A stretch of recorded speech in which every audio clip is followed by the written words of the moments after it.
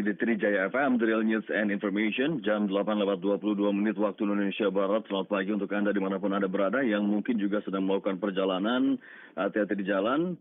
Kalau misalnya senggang atau pas lagi disupirin, atau pas lagi berhenti di traffic light, tapi hati-hati ya. Anda bisa share pantauan lalu lintas di pagi hari ini. Nanti kita akan pantau juga situasi lalu lintas di beberapa ruas jalan.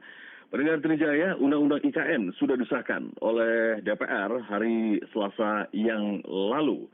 Nah, kemudian tentunya bagaimana nanti implementasinya, karena ada jarak, ada tenggat waktu yang harus segera dieksekusi setelah undang-undang ini disahkan. Dan ibu kota baru letaknya di Kalimantan Timur dan di Penajam Pasar Utara, di Kecamatan Sepaku.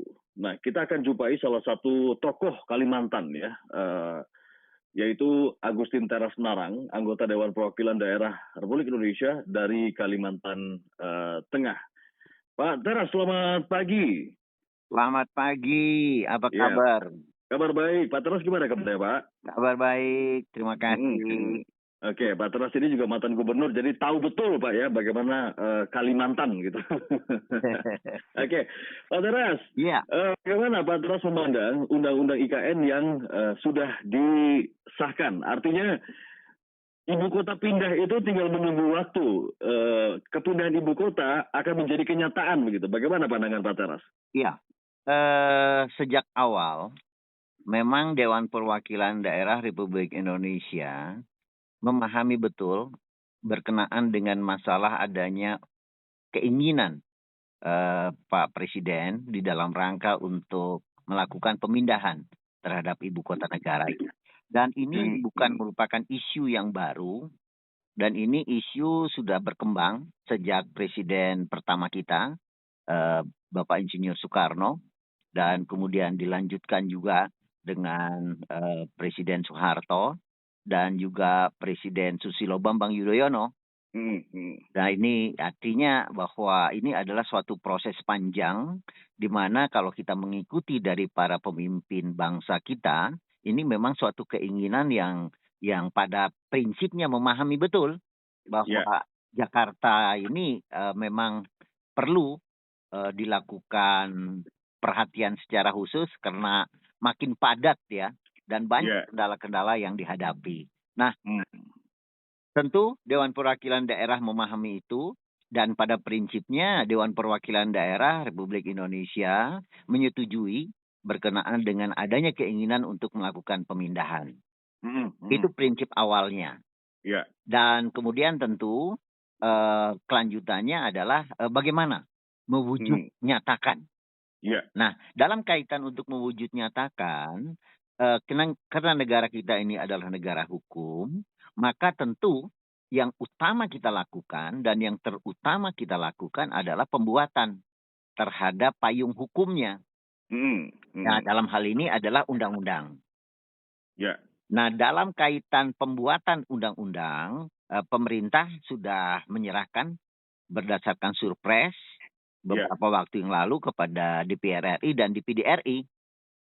Dan tentu sesuai dengan mekanisme, maka dilakukanlah pembahasan. Nah, pembahasan itulah bersama-sama 3 komponen yang kita kenal dengan tripartit, yaitu pemerintah, DPR RI, dan DPD RI. Kenapa DPD RI? Tentu karena ini menyangkut masalah daerah. Oleh karena itulah berlangsunglah pembahasan itu, dan sebagaimana tadi yang Bung Fadli ya, tadi di awal Bung Fadli menyampaikan bahwa tanggal 18 telah disahkan. Nah, itulah adalah suatu realita politik, suatu realita hukum yang harus kita hormati, dan sekarang ini tentu kita lagi menunggu pengesahan yang dilakukan oleh Bapak Presiden. Demikian, Bung Fadli. Ya, baik Pak Teras. Jadi prinsipnya DPD setuju dengan berbagai pertimbangan tadi yang disebutkan oleh Pak Teras. Tapi adakah catatan-catatan dari DPD supaya mengingatkan pemerintah juga bahwa rencana pemindahan ibu kota negara ini merupakan pekerjaan besar di tengah-tengah kondisi pandemi? Artinya apa saja hal-hal yang perlu dipastikan, kemudian diperhatikan. Mungkin misalnya beberapa contohnya adalah kepastian lahan yang akan digunakan, kemudian tata ruang dan seterusnya, Pak Teras. Betul, betul, betul, Bung Fadli. Jadi pada saat kami memberikan pandangan, kebetulan yang mewakili di PDRI itu saya sendiri. Pada saat itu saya menyampaikan seperti apa yang disampaikan oleh Bung Fadli, dan memang pertama terkait dengan masalah kepastian. Kepastian terhadap lahan yang akan digunakan. Karena apa? Karena DPD menganggap jangan sampai lahan ini akan menimbulkan masalah-masalah konflik. Karena Bung Fadli menyadari betul dan kami punya pengalaman di DPD RI dan saya juga punya pengalaman bahwa masalah pertanahan ini terkadang ini sangat-sangat memakan waktu yang cukup panjang dan juga dan pelik ya. Unik dan antik. Nah, itu pertama, kepastian terhadap lahan. Kemudian kami juga memberikan pandangan berkenaan dengan desain. Desain dari tata ruang. Nah, ini desain ini harus jelas. Dan yang tidak kalah pentingnya, desain ini juga harus memperhatikan dari kepentingan serta ini aksesibilitasnya. Aksesibilitas dari daerah-daerah penyangga. Nah, ini kalau Bung Fadli memahami bahwa Kalimantan ini kan satu kepulauan. Bahwa di samping Kalimantan Timur ada juga Kalimantan Utara, ada Kalimantan Tengah, ada Kalimantan Selatan, dan ada Kalimantan Barat. Nah, tentu yang paling penting di sini adalah masalah yang menyangkut aksesibilitas. Sehingga daerah-daerah penyangga ini betul-betul sama-sama mempunyai suatu keinginan untuk maju bersama. Itu. Jadi aksesibilitas menjadi penting. Dan kemudian juga berkenaan dengan kejelasan dan kemampuan berkenaan dengan pembiayaan. Karena kami kan khawatir nih, bukan apa-apa ya. Karena ini kan kita kondisi pandemi. Nah, kondisi pandemi ini kita tidak tahu kapan berakhirnya. Betul. Dan Bapak Presiden selalu menekankan bahwa masalah kesehatan itu diutamakan. Nah, akibat dari pengutamaan terhadap masalah kesehatan ini kan berdampak pada masalah keuangan. Berdampak pada masalah ekonomi. Dan tentu juga berdampak pada akhirnya pada APBN kan. Nah, itulah yang menjadi perhatian. Termasuk juga kami tidak hanya melihat dari APBN, Bung Fadli. Kami juga memperhatikan dari masalah non-APBN. Nah, non-APBN ini misalnya bantuan-bantuan dari pihak ketiga. Ini kan harus jelas. Jangan sampai ya ada istilah tidak ada makan siang yang gratis. Makan siang gratis. Jadi jangan sampai ini menjadi beban bagi bangsa, bagi negara. Dan kemudian seolah-olah wilayah itu dikuasai oleh pihak tertentu kan. Karena waduh, saya kan udah bantu. Misalnya Bung Fadli bilang, aku udah bantu. Mana buatku? Hati kan begitu. Nah, kemudian ada satu yang jadi penting juga, kejelasan dari sistem. Karena kami juga memperhatikan berkenaan dengan DKI Jakarta ini. Jadi jangan sampai DKI Jakarta kita tinggalkan begitu saja, tetapi kita harus juga memperhatikan sejauh mana nih nanti DKI Jakarta. Apa yang harus dilakukan berkenaan dengan masalah adanya DKI Jakarta ini dengan segala fasilitas yang luar biasa nih kan, Bung Fadli. Ada apa MRT-nya, wah, udahlah. Semua ada lah ya. Semua ada lah. Apakah akan ditelantarkan termasuk begitu saja? Trijaya ya. Oke.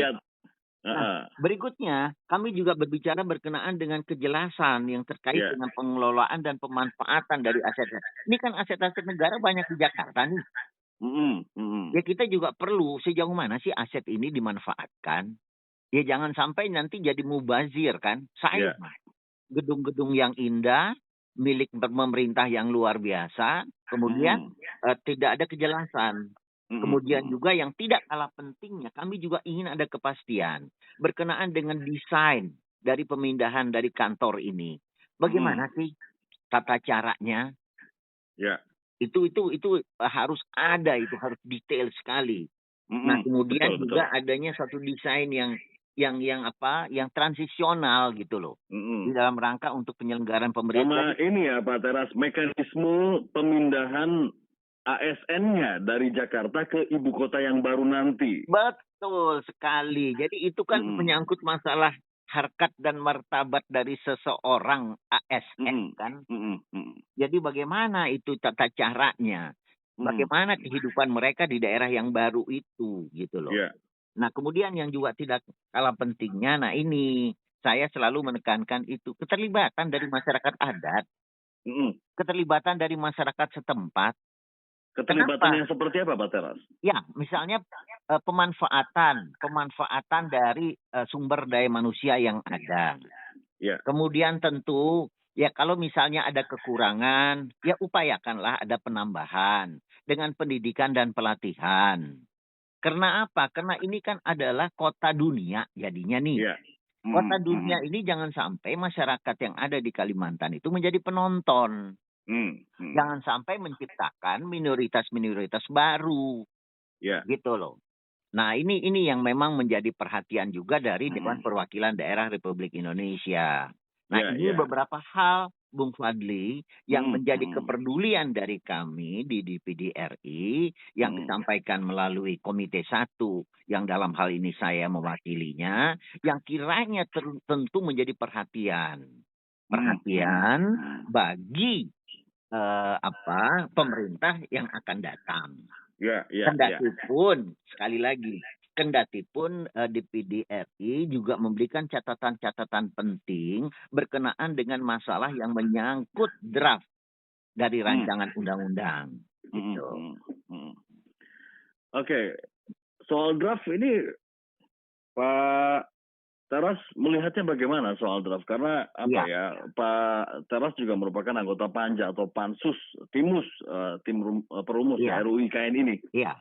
Jadi begini, Bung Fadli, berkenaan pertama yang kita minta keberhati-hatian berkenaan dengan penggunaan frasa Nusantara. Hmm. Prinsip kita tidak keberatan. Tetapi mohon agar pihak pemerintah itu membuat sesuatu menambah naskah akademik berkenaan dengan landasannya. Pertama yang harus dipikirkan itu adalah landasan sosiologisnya. Apa itu Nusantara? Walaupun kita ada beberapa yang memahami, tetapi bangsa dan negara kita ini kan, masyarakat kita ini heterogen. Iya. Ya artinya tidak semuanya seperti Bung Fadli kan pemahamannya. Iya. Dan kemudian kita juga tidak melupakan filosofisnya bagaimana sih. Dan kemudian yang tidak kalah penting historicalnya. Iya. Kenapa sampai kita memutuskan Nusantara ini gitu loh. Kenapa ini menjadi perhatian dari Dewan Perwakilan Daerah? Karena Dewan Perwakilan Daerah ini kan adalah merupakan wakilnya daerah. Ya. Wakil daerah ini kan dari Sabang sampai Merauke. Ada 34 provinsi. Dan kami berkewajiban, 136 orang ini berkewajiban untuk menyampaikan kepada rakyat yang ada di daerah kita masing-masing. Oh ini loh Nusantara, ini loh landasan sosiologisnya, ini loh filosofisnya, dan ini loh historisnya. Sehingga apa? Sehingga kata Nusantara ini menjadi milik semua bangsa Indonesia. Betul. Itu. Betul. Nah kemudian juga berkenaan dengan bentuk pemerintahannya. Kita prinsip menyetujui bentuk pemerintahannya ini. Tetapi Dewan Perwakilan Daerah Republik Indonesia itu selalu berupaya untuk konsisten dengan Undang-Undang Dasar Negara Republik Indonesia tahun 1945. Di mana pengaturan berkenaan dengan pemerintahan daerah itu kan ada di pasal 18, pasal 18A, dan pasal 18B yang terdiri dari beberapa ayat. Nah, dalam pasal 18 ayat 4-nya yang dikenal itu adalah gubernur, bupati, dan wali kota. Kita belum mengenal adanya kepala otorita. Kalau kita berbicara masalah pemerintahan daerah ya. Iya. Tetapi kalau otorita itu adalah bagian dari pemerintahan daerah yang ada gubernurnya, yang ada bupatinya kalau di kabupaten, yang ada wali kotanya kalau di kota, itu kita tidak ada masalah. Tetapi nomenklatur kepala daerahnya Dewan Perwakilan Daerah pada saat itu berpandangan hendaknya mengacu pada pasal 18 ayat 4 gitu loh. Nah itu beberapa hal, dan kemudian juga kita di PDRI itu kan ini begini, undang-undang ini lampirannya kan ada dua. Ya. Satu peta, satu rencana induk. Nah, Bung Fadli, rencana induk yang menjadi lampiran yang tidak terpisahkan dari undang-undang ini belum kami bahas. Nah, oleh karena itu, pada saat itu saya mengatakan, Mbok itu dibahas. Karena apa? Karena rencana, namanya itu kan sudah rencana induk. Kalau rencana induk itu kan adalah menjadi acuan bagi ibu kota itu nanti di dalam rangka dia melakukan persiapan dalam rangka untuk melakukan pembangunan, ya. Nah itu, jadi itu beberapa hal yang menjadi catatan dari Dewan Perwakilan Daerah. Karena apa? Karena kami ini kan lembaga negara, Bung Fadli. Lembaga negara bagaimanapun juga harus menyampaikan itu. Tetapi kembali lagi kami katakan bahwa Dewan Perwakilan Daerah dapat memahami situasi dan kondisi politik dan kemudian situasi dan kondisi hukum yang berlangsung pada saat proses pembahasan itu. Gitu loh. Nah itu hal-hal pokok, Bung Fadli, yang kami sampaikan dengan secara tertulis, dan saya juga membacakan itu, diberikan waktu, karena ini adalah proses pembahasan tripartit. Dengan demikian, Dewan Perwakilan Daerah Republik Indonesia sebagai lembaga negara telah memberikan pertanggungjawabannya kepada bangsa, kepada negara, dan kepada rakyat Indonesia. Ya. Nah, mengingat tadi banyak sekali hal detail yang perlu diperhatikan dalam pemindahan ibu kota negara ini, artinya harus dilakukan secara cermat, kemudian tidak tergesa-gesa atau terburu-buru. Artinya begitu, Pak Teras? Iya, betul. Dan itu di awal sudah kami sampaikan, Bung Fadli. Jadi pada saat di rapat pertama, Pansus namanya, kami sudah menyampaikan itu, bahwa berkenaan dengan proses rancangan undang-undang ini, Dewan Perwakilan Daerah Republik Indonesia siap untuk mengikuti pembahasan, dan kemudian juga Dewan Perwakilan Daerah Republik Indonesia mengingatkan keberhati-hatian, dan kemudian juga mengingatkan jangan sampai ada kesan ketergesa-gesaan, dan kemudian juga mengharapkan agar dilakukan sosialisasi di dalam rangka untuk melakukan penjaringan pandangan-pandangan dari Sabang sampai Merauke. Sehingga apapun pandangan dari masyarakat, dari para akademisi, dari para tokoh-tokoh, itu adalah merupakan lampiran yang tidak terpisahkan di dalam kaitan proses pembahasan ini. Itu yang kita kenal sebagai suatu proses yang memperhatikan kepentingan rakyat, yang memperhatikan kepentingan masyarakat, dan kemudian juga membuka aksesibilitas di dalam rangka transparansi. Gitu. Nah ini juga penting nih, transparansi. Iya. Nah, itu yang merupakan yang kami lakukan ya. Jadi Komite 1, Bung Fadli, mohon maaf, sebelum berlangsungnya pembahasan dilakukan dengan tripartit, kami itu sudah menampung pandangan-pandangan dari masyarakat. Malahan kami mengundang Gubernur Kalimantan Timur. Kami mengundang juga Bupati Pasir Penajam Utara. Kemudian kami juga mengundang Bupati Kabupaten Kutai Kertanegara. Dan kami juga mengundang tokoh-tokoh masyarakat. Dan saya secara langsung juga memberikan pandangan kepada Majelis Adat Dayak Nasional. Jadi artinya, dan juga kesultanan dan lain sebagainya, dan tokoh-tokoh agama dan macam. Jadi apa yang kami lakukan sudah kami sampaikan dengan resmi kepada Pansus. Jadi dengan data-data, dengan hasil presentasi dari masing-masing pihak. Maksud kami, kenapa itu dilakukan? Artinya kita sudah berupaya untuk melakukan proses penjaringan pandangan dari masyarakat yang ada di mana-mana. Begitu, Bung Fadli. Iya. Baik, kalau begitu Ini cukup detail, cukup rinci, dan ini memang harus menjadi perhatian serius ya ketika implementasi dari Undang-Undang IKN yang sudah disahkan. Artinya tadi sorotan DPD adalah bagaimana soal kepastian lahan, desain tata ruang, kemudian kejelasan soal kemampuan pembiayaan APBN dan juga non-APBN, kemudian sistem dan struktur pemerintahan di DKI nanti akan seperti apa, kemudian pengelolaan aset, kemudian juga desain transisional, kemudian pelibatan masyarakat adat utamanya di sana. Ini mudah-mudahan juga bisa menjadi perhatian serius bagi pemerintah dalam mengeksekusi pemindahan ibu kota. Baik, Pak Teras, terima kasih banyak waktunya di Trija pagi ini, Pak Teras. Terima kasih, sama-sama Bung Fadli. Iya, Salam salam sehat, sehat, salam salam sukses, sukses selamat pagi. pagi.